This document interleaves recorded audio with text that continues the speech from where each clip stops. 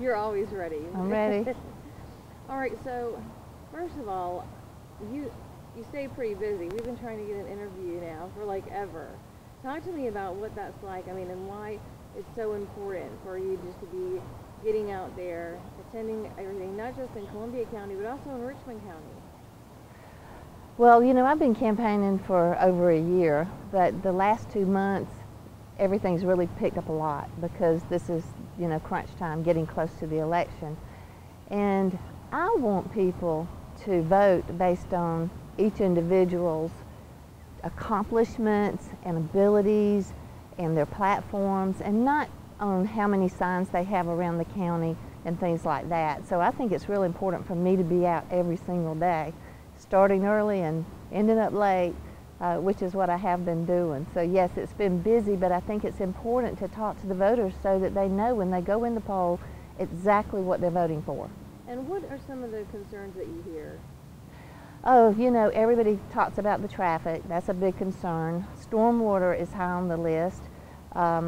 People across the county in our townships to the northern end, Leah, Winfield, Abilene, Pumpkin Center, Harlem, and even Grovetown in our cities, they feel that a lot of times everything is geared toward Martinez and Evans. So it's been real important for me to let them know that we're going to be one county. That's part of my platform. One county, everybody's going to have a role, and everybody's going to be treated equally. Yeah, it does kind of seem as though they're kind of like the forgotten areas. Right, because you know you have all of your main activities centered in the Evans Town Center. I mean, you have 4 venues now when the Performing Arts building is finished, so that's a lot in one location. So yeah, we want to hear from all the voters, you know, across the county, and everything that we do is going to be for all citizens in the best interest of all citizens. Another concern, of course, is development, and by the year 2035, our population is expected to be 190,000 people in this county. It was 40,000 when I moved here 38 years ago. So the growth has just been tremendous, and it's going to continue. So what we've got to do now is start planning better than what we've seen in the past, and we've got to have some vision about where we want to go. What do we want to look like? What does Columbia County want to be? Because right now is the time to start thinking about that, instead of just arbitrarily harem-scarum like it has been in the past. We really need to bring in our community experts, our stakeholders, reinstate some advisory boards that were abolished under the current leadership, the Development Advisory Board, the Construction Advisory Board, and let's talk to people. Let's just don't blindside people all of a sudden with a sign that says, "Here comes a new neighborhood." Let's talk to people, and we can eliminate a lot of the angry crowds that end up showing up at Planning Commission meetings, I think, and make people happy. I think there's a way to do what's going to have to happen in the future, but it's how we do it that's going to matter. And I guess, you talk about your platform all the time. What exactly is that? What is that? My platform is just 3-part: leadership, transparency, and one county. And then under those headings, leadership being the most important, we've got to take a look at how our government has gotten so much bigger, but yet less responsive. We have over 1,200 employees, and I think that we need to really take a close look at the distribution of those employees. I want to have 4 men on a fire truck, not 2. I think that's critical for the safety of our citizens, and more important than other things where money is spent on. I think that we have our priorities all mixed up right this minute, and we want to get that straightened out. So we want to adjust staffing so that it's correct. That's going to be an initial project. Not that anybody's going to get fired. We can do this through attrition as people leave jobs. You know, there's a way that you don't hurt people to make that happen. I want to see people be respected, and I want their ideas to actually be listened to and considered, because the taxpayers are the bosses. We as public servants, we work for the taxpayers, and I think that somewhere along the line that's been lost. And I want to bring that back and give this government back to the people. Now, do you agree with SPLOST and T-SPLOST and things like that? Because I know we talked about wasteful spending. You know, where do you see wasteful spending taking place? Well, I think, you know, that again, we're going to look at the positions that we have, because personnel costs, that's the biggest cost in your budget.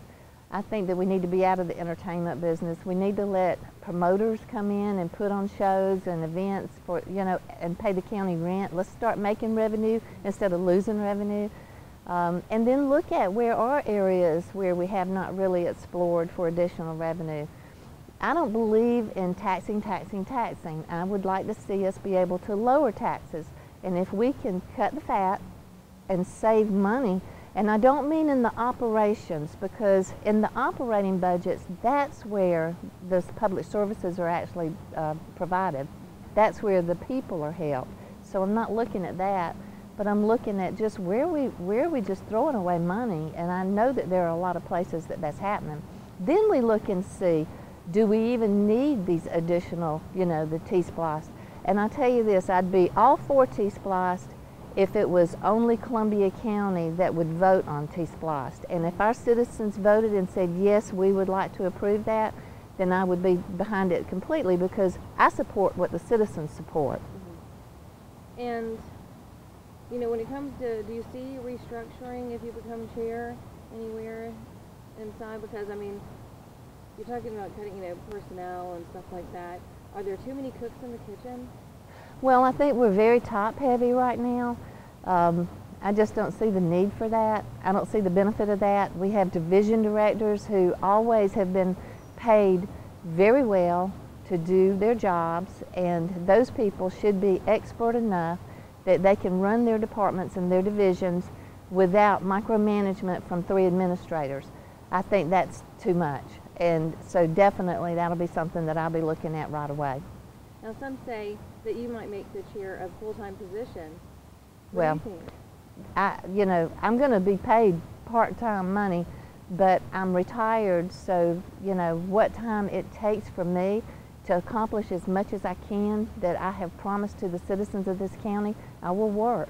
You know, I worked 24/7 for 40 years, so this would not be anything new to me.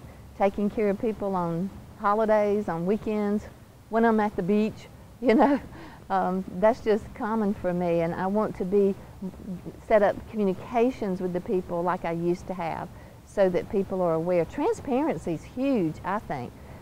This government has no right to do anything that the people are not aware of, but I'm telling you, there are a lot of things people are never aware of. Another thing government does not have a right to do is to raise your taxes and then throw that burden back on the citizens, the taxpayers. You know, we just seem like we just spend, and at some point somebody's got to be frugal. I am a fiscal conservative, and that's where people, I think, are going to appreciate that I'm going to put that money back into their pockets. And, you know, it seems like it all started off, you know, the race, it started off nice, it started off great, but now it seems like it's gotten a little crazy. Like, you know, like people were like, we're going to run swing campaigns, and now, just like as it turns out, just like with any other political race, you know, the closer it gets to election time, the more people want to take digs at each other. Well, actually, the 3 people that are running for chair, I think that it's been very civil. We are together a lot because we are out doing campaign forums, and we end up in the same place together a lot. And so I think it's been very civil. Where I see the problem are the outliers, the people who maybe there's quid pro quo things where they're afraid of losing, you know, something that they're getting for the county, so they don't want me elected because I am a fiscal conservative. There's people who have a self-interest that are really doing the trouble. And to tell you the truth, I don't read any of that stuff, so it doesn't bother me. As far as Doug and Mark, we all get along fine. People have 3 choices, and I think that's a good thing. I think, again, listen to the candidates, read the Facebook pages, talk to us. My number is literally everywhere, and that's my personal cell number. Just call me with any questions you have, and I'll be happy to talk. Well, you know, a lot of people do reach out to you regarding numerous things, whether it's traffic, whether it's, you know, the weather, whether it's, you know, do you think that's because of your, you know, 30 plus years serving the county, that they feel comfortable that they can ask you these types of questions? Yeah, you know, for 4 decades actually. I was 22 years old when I started in a predominantly male field, and so I've learned how to get around the little digs like the drama digs and things like that. That doesn't bother me. You know, it'd take a whole lot more than that to rattle me. But, you know, I think it's been, as far as the people, the candidates, I think it's been a very clean campaign, because I do believe there are things out there that could be brought up that we're just not, that we're more dignified than that we're not.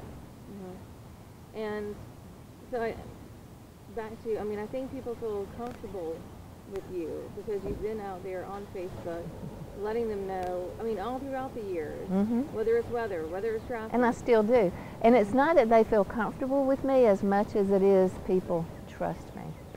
And I think that that's going to win me the election. I think that people know what they get with me, you know, because I've exhibited these same traits that I'm going to have as chairperson for 4 decades, to look after the people.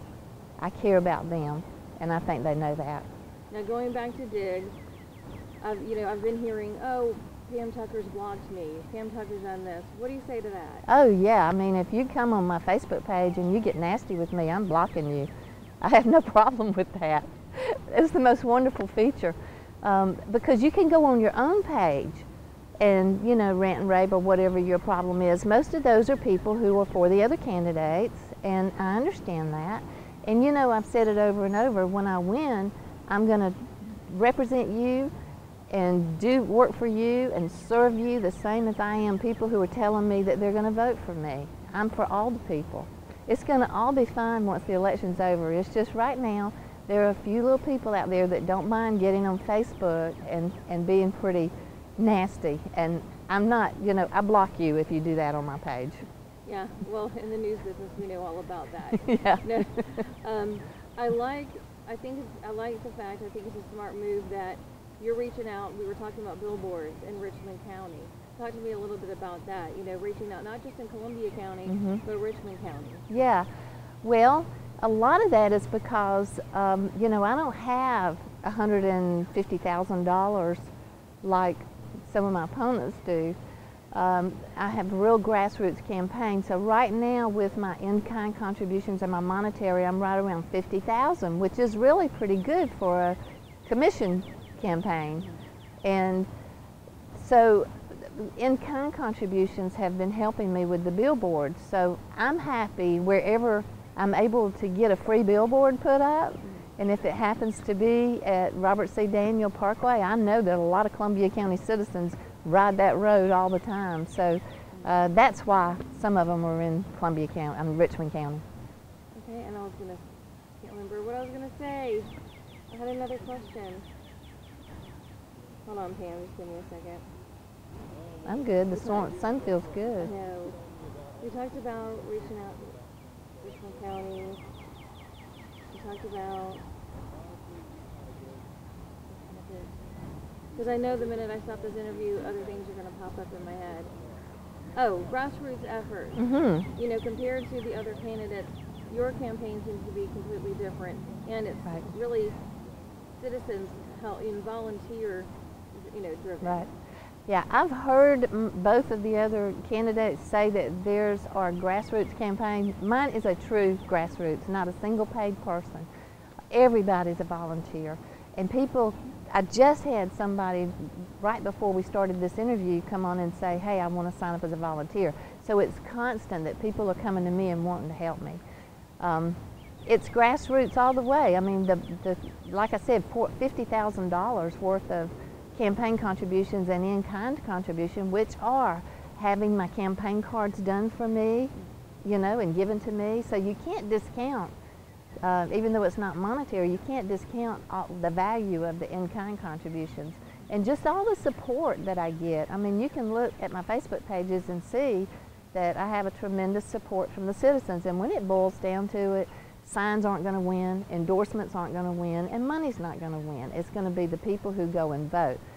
So I really hope everybody will go vote and I don't lose by 10 votes. All right, anything else that I didn't touch on? Do you have any questions? Okay, did I touch on everything? Well, you know, I don't know if you want to put this in, but something else that's very important to me as part of my campaign is I feel like our small businesses are very neglected, and I feel like that the small businesses, if they're thriving, then the whole community's going to thrive. And I really want to work hard with the Chamber of Commerce and the efforts that they put in for our small businesses to do some things that would highlight them and start bringing them to people's attention, make it easier for them to get permits, and maybe reduce some of the cost to them on county to get county business licenses and things like that. Make it a little bit easier for the small guy, the mom and pop shops, because I believe they are vital to this community. Oh, another thing I was going to ask. You know, right now there's a lot of debate and a lot of upset people in the Abilene area because they talk about growth, moving out to a rural area. They moved out there for peace and quiet, but it seems like, you know, you talk to the Planning Commission and they're like, well, it's inevitable. Growth is going to head that way. And they're just like, give us our peace and our quiet. Right. What do you say to that? Well, I hope that I'm able to get in office in front of a lot of that so that we can work with the community. If the community and the people who live there have a role in who, what, when, where, why, how, all of that, all of the elements into putting new developments around the county, then I think that it's going to be a smoother transition. You know, maybe they would like to have a market grocery store out there, maybe they wouldn't, but you know, until we actually sit down and talk to people, we don't know. And so that's my thing. I think that we've just got to talk to the citizens and work it out. I do feel that the development is not going to be something that we can completely stop. I mean, you're looking at a population of 190,000 by the year 2035, so it is pretty inevitable, but it's how you do it and how you incorporate and get between the developers and the citizens and work with them. Actually engage the community. What a concept, right? Yeah, I think, you know, the community at times feel as though they're the last to, yeah, they think they're the last to know. They find a little sign out front and the next thing you know, they're blindsided by a neighborhood popping up. So if there were some steps in between to engage those people and talk to them, like Tudor Branch is a good example. If the developer would have said, you know, yeah, let's go ahead and put in this second entrance prior to, you know, going ahead and putting in a development across the street from them, which is a safety issue. And the safety issues are critical to me, because I'm a safety girl, that I think that should have been, you know, something that they did first. But it all got jumbled up, people got mad, now it's on hold. So, you know, that's the kind of thing that I think good leadership can prevent. Okay. I think I got it. Okay. Now, how am I going to knock all this down to 1:40? Tell them you need longer. Yeah, I know. Yeah.